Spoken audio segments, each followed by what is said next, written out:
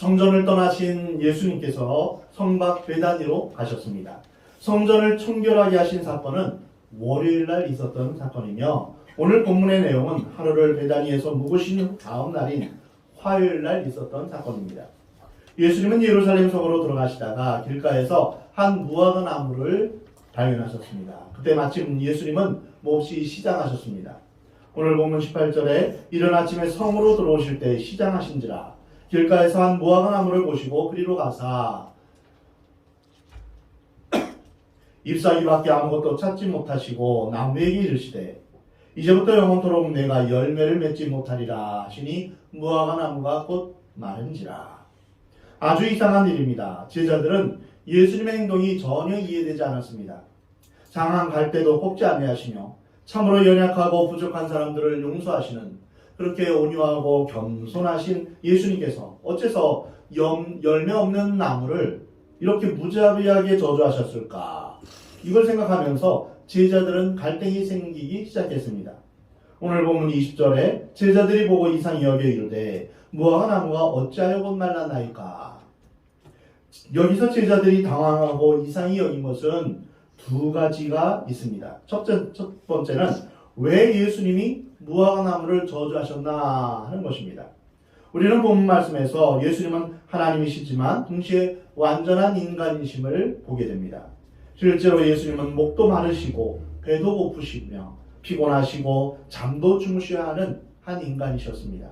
아침 일찍 출발하셨기 때문에 예수님은 배가 고프셨고 그래서 길가에 있는 무화과 나무에서 열매를 얻고자 하는 것은 당연한 일입니다. 무화과 말 그대로 무 없을 무자입니다. 화는 꽃화자이죠. 꽃이 없다.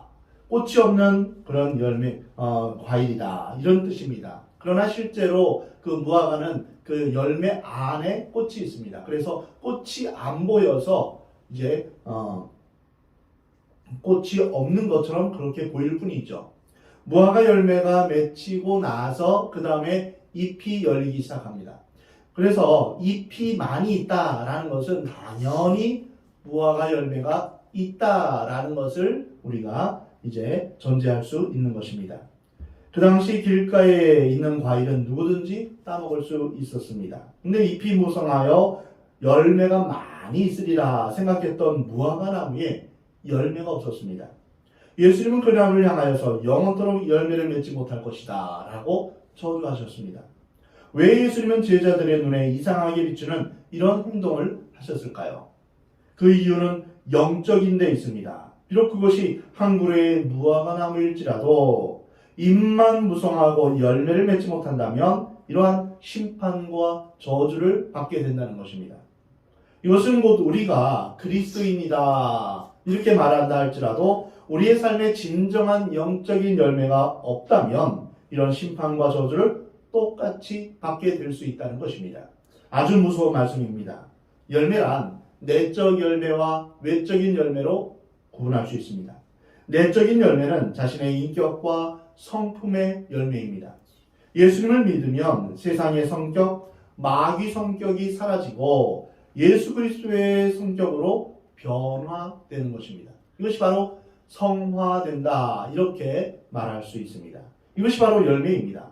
예수를 아무리 잘 믿고 교회를 아무리 잘 나오고 헌금을 많이 하고 봉사를 많이 한다 할지라도 그 성격이 못 되어서 마귀 성격 그대로 자기중심적으로 생각하며 화내고 자기 고집과 자존심, 이기심, 완악함, 반항심 이러한 것들이 그대로 세상 성격을 그대로 가지고 있으면 그는 열매 맺지 않는 사람입니다.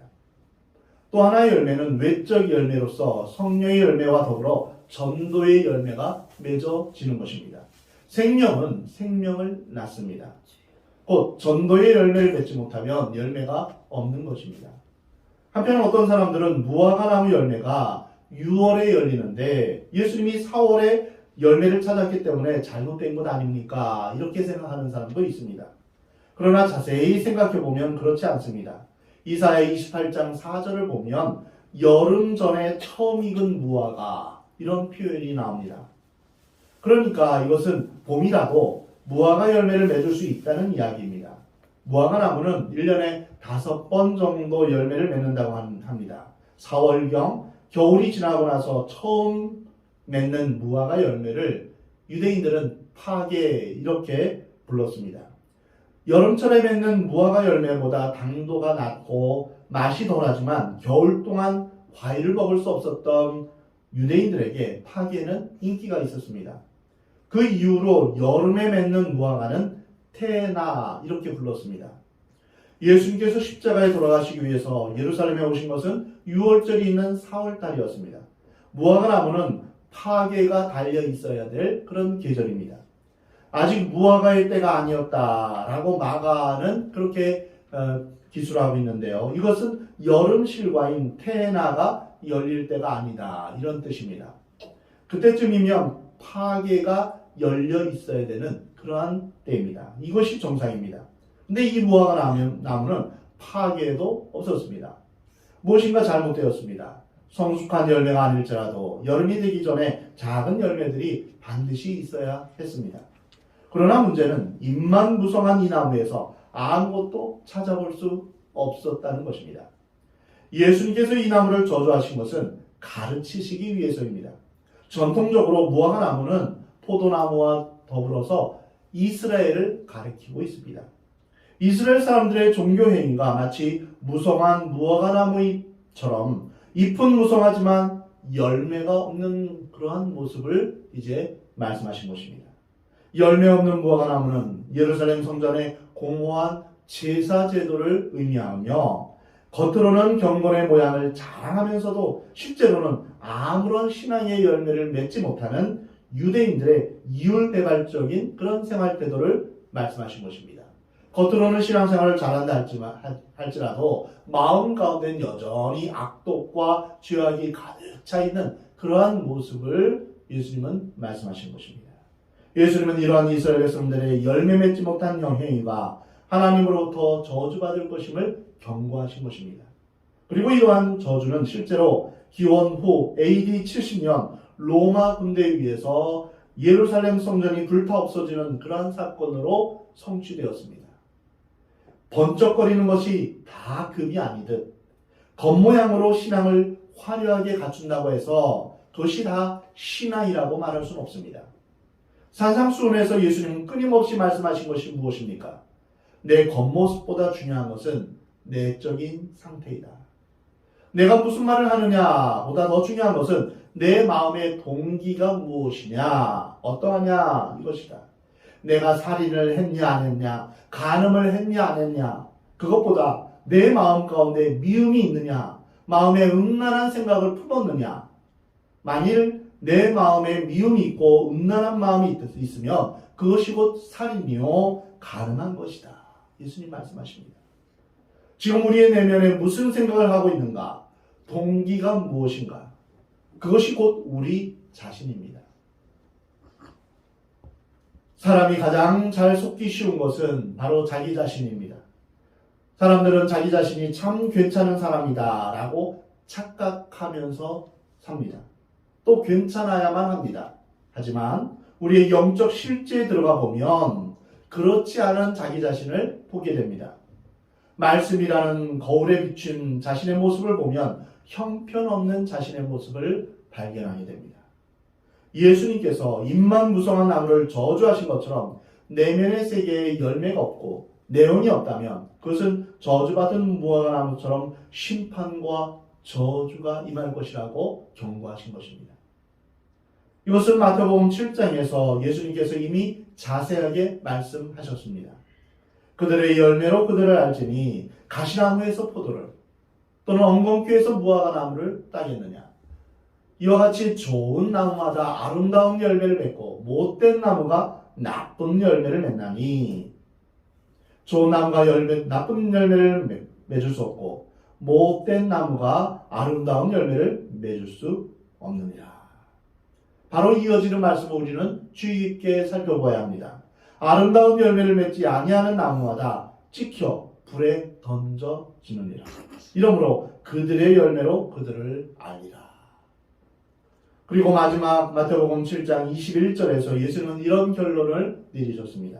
나더러 주여 주여 하는 자마다 다 천국에 들어갈 것이 아니요 다만 하늘에 계신 내 아버지의 뜻대로 행하는 자라야 들어가리라. 입으로 주여 주여 한다고 천국에 들어갈 수 없다는 것입니다. 하나님 아버지의 뜻대로 사는 사람, 하나님의 뜻을 행하는 사람, 예수님을 온전히 믿는 사람만이 천국에 들어간다는 것입니다. 이것은 행위의 문제를 말하는 것이 아닙니다. 진실의 문제를 말하는 것입니다. 내가 선한 행동을 하면 천국 간다 이런 뜻이 아닙니다. 사람이 비록 많은 허물을 갖고 있는 죄인이며 지옥에 갈 만한 죄인이지만 정말 자기 마음속에 예수 그리스도를 영접하고 진실로 예수님을 믿고 의지하며 또한 그가 하나님을 향해 서 있으면 그 사람은 하나님의 인정을 받는 백성이 된다는 것입니다. 예수님이 시장하신데 먹을 것을 찾다가 얻지 못해서 화풀이로 무화과 나무를 저주하신 것이 결코 아닙니다. 순간적으로 제자들도 이상하게 여겼지만 예수님의 참된 의도는 참된 신앙생활이란 그 열매를 통해서 알 수 있다. 이것을 보여주신 것입니다.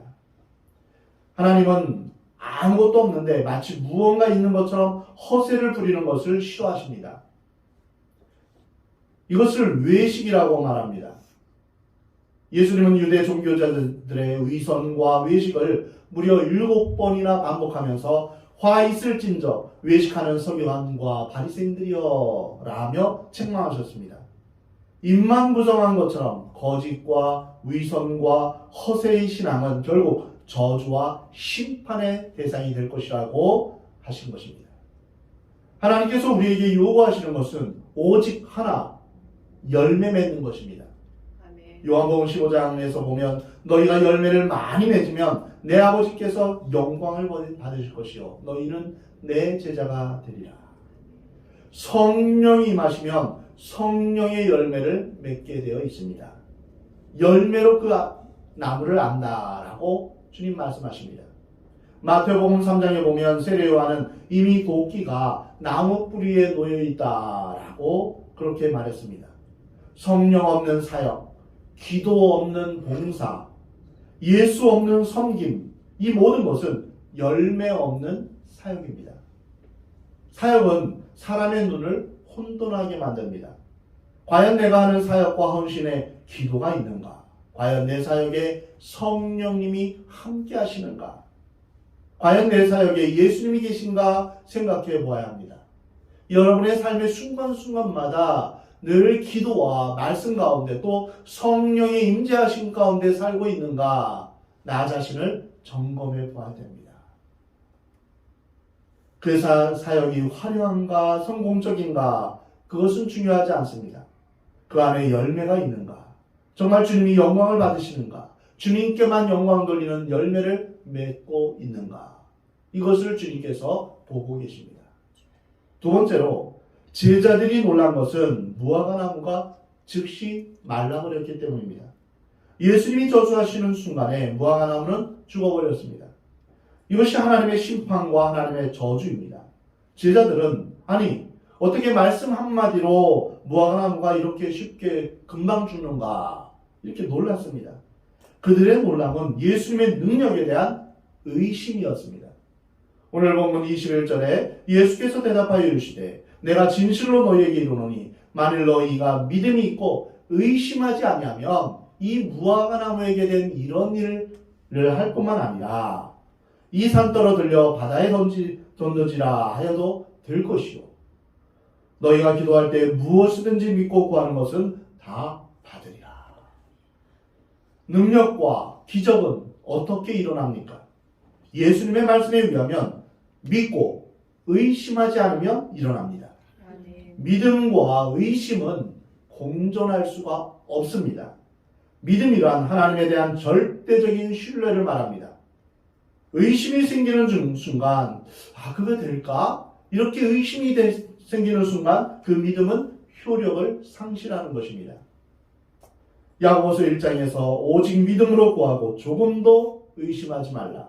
의심하는 자는 마치 바람에 밀려 요동하는 바닷물결 같으니 이런 사람은 무엇이든지 주께 얻기를 생각하지 말라. 말씀하십니다. 능력과 기적은 믿고 의심하지 않는 것입니다. 아주 간단한 말씀입니다. 그러나 여기서 우리가 조심해야 될 것이 있습니다. 믿음 자체가 능력을 만들어내는 것이 아니라는 것입니다. 확실한 믿음이 기적을 끌어오긴 하지만 그것 자체가 기적은 아닙니다. 우리가 믿습니다 라고 하면서 우리가 믿음이 중요하다고 생각하지만 사실은 능력이 어디에서 옵니까? 구원은 어디에서 옵니까? 능력은 믿음 자체에서 오지 않고 하나님으로부터 오는 것입니다. 구원은 어디에서 누가 주십니까? 믿음이 주는 것이 아닙니다. 구원은 하나님으로부터 오는 것입니다. 예수 그리스도께서 우리에게 구원을 주십니다. 예수님 자신이 능력이요, 기적이요, 구원입니다.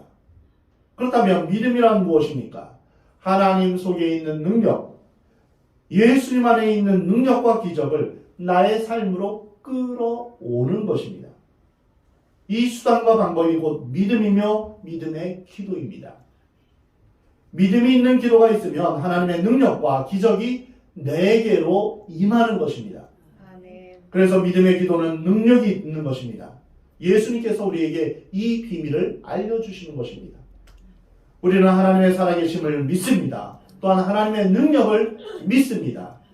그러나 그 하나님의 능력이 내게로 온다는 사실을 잘 믿지를 않습니다. 내가 할 수 있다고는 생각하지 않습니다. 하나님은 하실 수 있지만 나는 안 돼. 하나님은 하나님이고 나는 나야.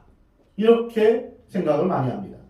예수님은 이 원리에 대해서 우리에게 구체적인 가르침을 주십니다. 그것은 너희가 믿고 구하면, 믿음으로 기도하면, 의심하지 아니하면 이 무화과 나무가 죽는 것 정도가 아니라 이 산더러 바다에 옮겨지라 해도 옮겨진다는 것입니다. 이것이 엄청난 이야기입니다. 이 말씀은 하나님께서 우리를 상상할 수 없는 데까지 열어주시고 초청해 주시는 것입니다. 믿음의 세계는 네가 생각하는 그 이상의 것이다. 너희가 나보다 더 큰 일을 하리라. 예수님이 이렇게 말씀하셨습니다. 이것은 말이 안 되는 것 같습니다. 어떻게 예수님보다 우리가 더 큰 일을 할 수 있겠습니까? 그러나 영적인 세계, 믿음의 세계에서는 이러한 상상할 수 없는 무한한 가능성이 있다는 것입니다. 그것이 하나님의 세계요, 능력의 세계이며 기적의 세계이며 영의 세계입니다. 그런데 이 영의 세계와 기적의 세계를 우리의 것으로 만들 수 있는 비결을 예수님이 우리에게 가르쳐 주십니다.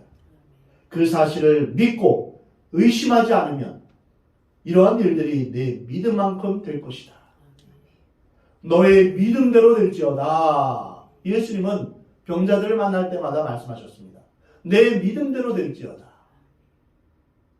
그래서 우리는 그 믿음을 갖기를 우리는 주님 앞에 결단해야 됩니다. 하나님, 제 안에 믿음을 허락하여 주옵소서. 겨자씨만한 믿음이 있어도 산을 옮길 수 있다고 하셨는데 주님, 저에게 믿음을 허락하여 주옵소서. 어떤 사람은 말합니다. 다른 사람은 다 구원받아도 그 사람은 구원받을 수 없어. 그 사람은 참 완악한 사람이야. 복음을 받아들이지 않을 거야. 이렇게 단정하지 마십시오. 주님이 원하시면 구원의 믿음을 허락하십니다. 사람을 변화시키고 불신자들이 믿음을 갖게 되는 것은 산을 옮기는 것보다 더 큰 기적입니다. 어떻게 산을 옮기는 것보다 더 어려운 믿지 않는 그러한 일들이 있게 되는가? 이것은 믿음으로 말미암아 되어지는 것입니다. 이렇게 산을 옮기는 것보다 더 어려운 믿지 않는 자가 믿음을 갖게 되는 역사가 우리 교회에서 지속적으로 일어나기를 기도합니다. 저는 우리 교회에서 병이 나는 기적들이 계속 일어나기를 늘 기도합니다. 이것은 분명히 이루어질 것입니다. 왜냐하면 성경에 그렇게 기록되어 있기 때문입니다. 이 원리를 예수님이 마태복음 7장 7절에서 말씀하십니다. 구하라 그리하면 너희에게 주실 것이요 찾으라 그리하면 찾아낼 것이요 문을 두드리라 그러면 너희에게 열릴 것이다. 구하는 이마다 받을 것이요 찾는 이는 찾아낼 것이요 두드리는 이에게는 열릴 것이다. 말씀하십니다. 이 말씀은 인간적인 상상력이나 최면이나 정신력의 연장을 말하는 것이 아닙니다. 하면 된다라는 인간적인 정신승리의 내용도 아닙니다. 사람의 몸이 둥둥 뜨는 마술의 세계나 사탄의 세계도 아닙니다.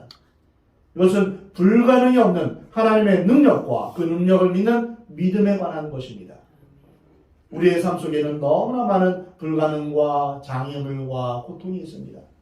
부자든 가난한 자든 배웠든 배우지 못했든 사람마다 자신의 한계와 자신의 절벽과 자신의 절망을 가지고 삽니다. 그리고 그 절벽과 절망을 뚫고 나가려고 나름대로 몸부림을 치고 삽니다. 어떤 사람은 파산 직전에 있습니다. 어떤 사람은 이혼 직전에 있습니다. 내일이면 부도가 납니다. 감옥에 들어갈지도 모릅니다. 그러나 예수님은 오늘 이 말씀을 우리에게 주십니다. 내가 무화과 나무가 순간적으로 죽는 것을 보느냐? 하나님께서 하신다는 사실을 믿고 의심하지 않으면 산이 옮겨져 바다에 던져질 것이다. 아멘. 말씀하십니다. 사랑하는 성도 여러분, 우리는 이 믿음을 가져야 합니다. 아멘. 그리고 이 능력을 체험해야 합니다. 지금부터 시작하는 것입니다. 지금 우리에게 아무 현상이 일어나지 않는다 할지라도 여러분 온전히 의심하지 않고 믿으시기 바랍니다. 아멘. 이것이 하나님의 약속이요 하나님의 뜻입니다. 하나님께서 분명 그렇게 하실 것입니다. 아멘. 우리 마음 가운데 있는 무거운 짐들은 예수 그리스도께서 제거해 주실 것입니다. 아멘. 미움의 문제도 분노의 문제도 염려와 걱정의 문제도 제거시켜 주실 것입니다. 아멘. 우리의 모난 성격도 하나님께서 변화시켜 주실 것입니다. 아멘. 또한 우리 주위에 있는 사람도 주님 앞에 나와 주님 앞에 예배 드릴 것입니다. 아멘. 우리의 못된 습관도 변화시켜 주실 것입니다. 아멘. 온전히 믿으며 주님 앞에 나아가시 바랍니다. 아멘. 하나님보다 센 사람이 어디 있겠습니까? 아멘. 하나님하고 대결하지 마십시오. 아멘. 하나님 앞에 고집 피우지 마십시오. 아멘. 하나님 앞에 반항하지 마십시오. 아멘. 하나님께서 반드시 이기십니다. 아멘. 하나님 앞에서 결단하면 우리의 성품이 성숙에 이르도록 하나님께서 우리를 만지실 것입니다. 아멘. 우리는 다만 하나님 앞에 우리 자신을 주님 앞에 내어드리는 것이 필요합니다. 아멘. 진실로 예수님의 성품, 온유하고 겸손하신 예수님의 모습을 닮아가기를 주님 앞에 결단하시기 바랍니다. 아멘. 하나님의 잃어버린 형상을 회복시켜 주실 것입니다. 아멘. 우리의 모델은 예수 그리스도이십니다. 아멘. 그래서 우리는 예수님을 닮아가는 사람으로서 예수님의 마음을 품은 자로서 살아가는 것입니다. 그리스도의 장성한 분량에 이르기까지 우리의 인격과 삶과 믿음과 모든 것을 우리 주님께서 이끌어 가실 것입니다. 우리가 주님 안에 거할 때 주님 안에서 우리는 열매를 맺어 드리며 살게 될 것입니다. 우리와 함께 하시는 성령의 능력을 의심하지 마시기 바랍니다. 우리가 가진 모든 절망은 반드시 이길 수 있습니다. 이것이 오늘 우리에게 주시는 예수님의 말씀입니다. 아멘. 사랑하는 성도 여러분, 무감각한 우리의 영혼이 살아나기를 여러분 기도하시기 바랍니다. 아멘. 성령의 감동으로 말미암아 열매 없는 나무가 아니라 우리 주님께서 기뻐하시는 열매, 성령의 열매, 의의 열매, 또한 회개에 합당한 열매, 전도의 열매를 주님 앞에서 주렁주렁 맺게 될 것을 기대하며 믿음으로 나아가시기 바랍니다. 아멘. 잎사귀만 무성한 자기 의선과 자기 속임에 빠지지 않고 오직 성령의 충만함을 힘입어서 주님 안에서 열매 맺는 신앙을 갖게 되기를 우리 주님은 원하십니다. 아멘. 주의 성령으로 말미암아 하나님의 능력이 여러분 가운데 머무르며 하나님의 놀라운 일들이 여러분을 통해서 일어나기를 주의 이름으로 축원합니다. 아멘. 요한복음 15장에 보면 내가 저 안에 저가 내 안에 있으면 그 사람은 열매를 많이 맺는다라고 말씀하셨습니다. 늘 여러분의 삶 가운데 늘 주님과 함께하는 삶, 성령 충만한 삶으로 말미암아 하나님이 기뻐하시는 열매를 맺어드리며 하나님께 영광 돌리는 삶을 사는 저와 여러분이 되기를 우리 하나님은 원하십니다.